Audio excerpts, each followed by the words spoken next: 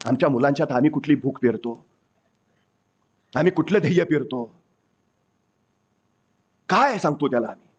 मी वारंवार सांगतो, मुलांना अभ्यास करा कधीच सांगू नका, कारण ती तुमचं ऐकतच नाहीत आणि ऐकणारी नाहीत. आणि तुम्ही सांगून ते जर अभ्यासाला बसले तर त्यात काही अर्थही नाही. त्याला स्वतःला वाटलं पाहिजे आपण अभ्यास करावा. अभ्यास कर असं सांगण्यापेक्षा अभ्यास का करावा हे त्याला एकदा सांगा. त्याची भूक जागृत कुठली करा, का करायचं आहे. कधीतरी त्याला झोपडपट्टीत राहणाऱ्या कुटुंबांची भेट घालून द्या.